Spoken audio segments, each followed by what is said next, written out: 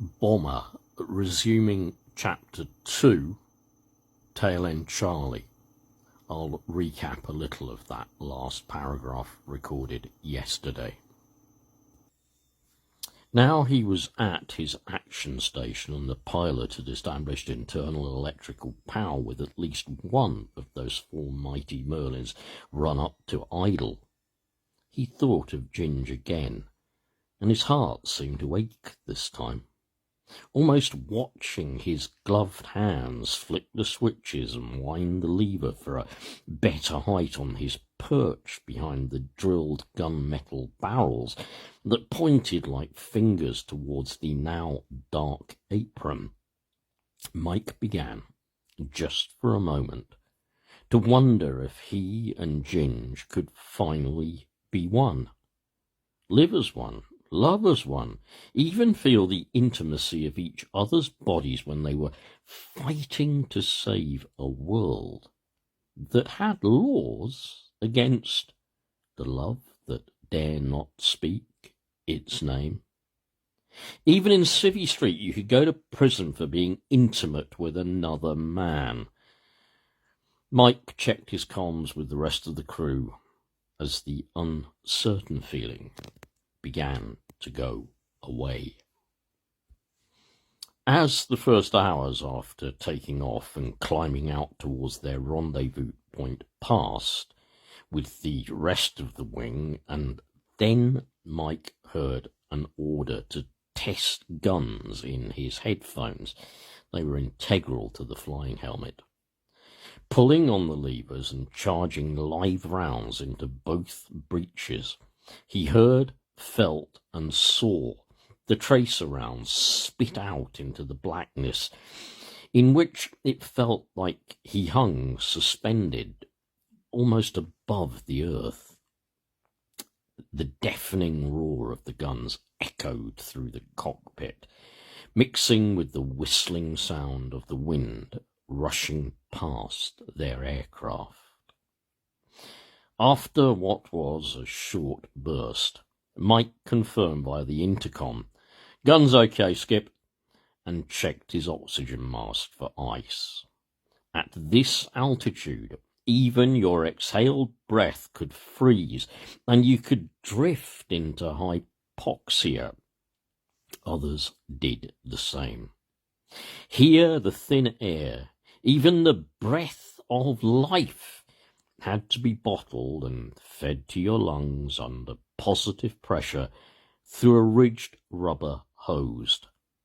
Bottled oxygen, with what were called bailout bottles, were located between all the action stations, but the crews still needed to watch each other for the signs of deadly hypoxia.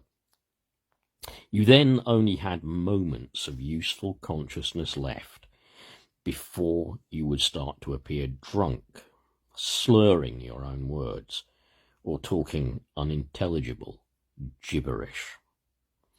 The hours droned on. Occasionally somebody spoke into the microphone in their tight-fitting rubber oxygen mask.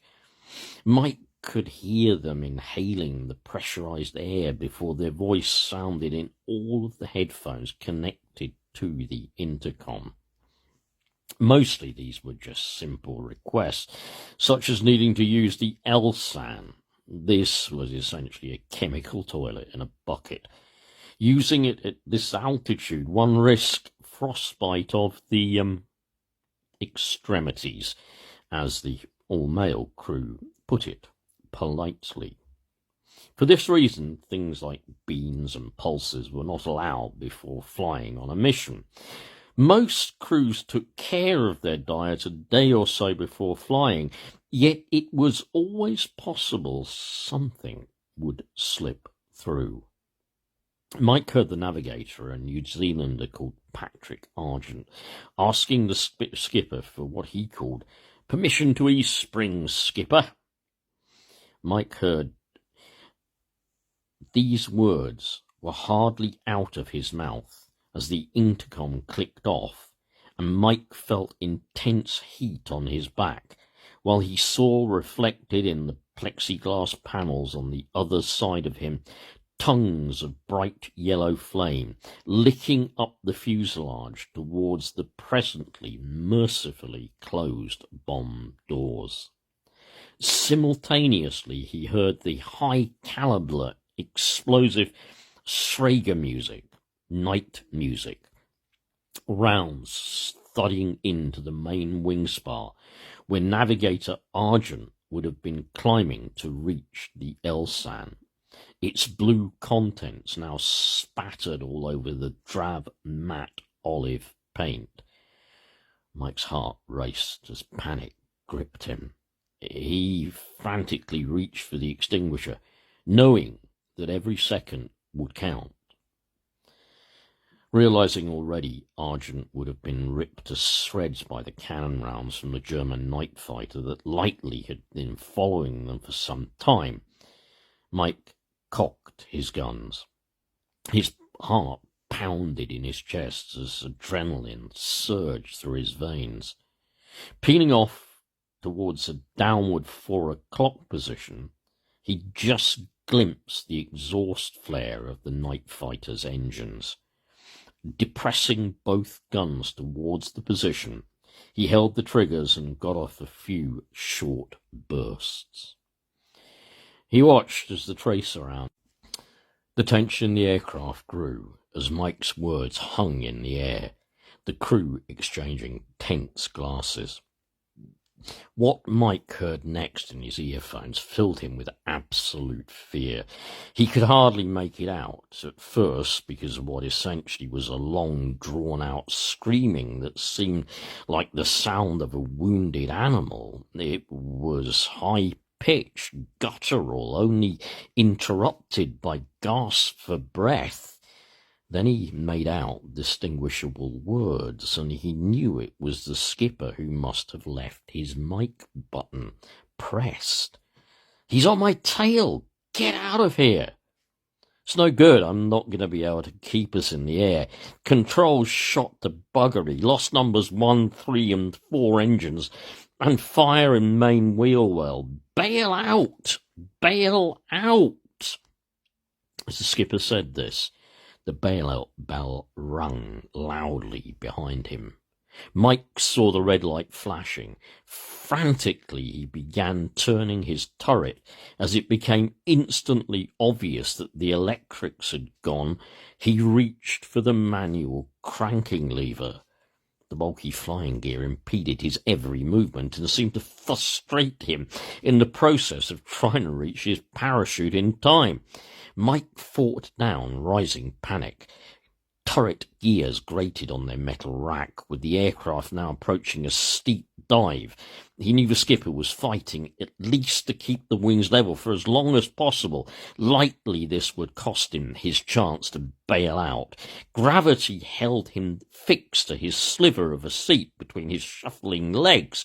Finally, he had the door open and could re-enter the main fuselage.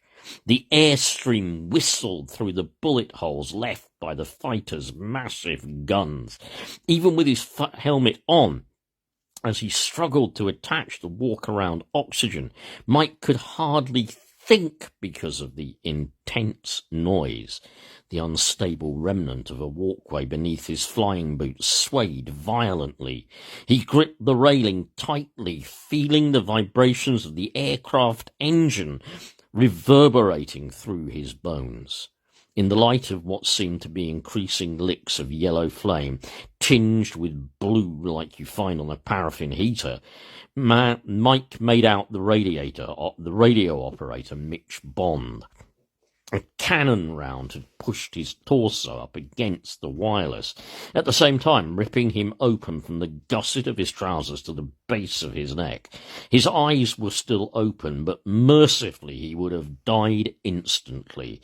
Mike wondered if he even had time to get off an SOS, giving their position in plain language.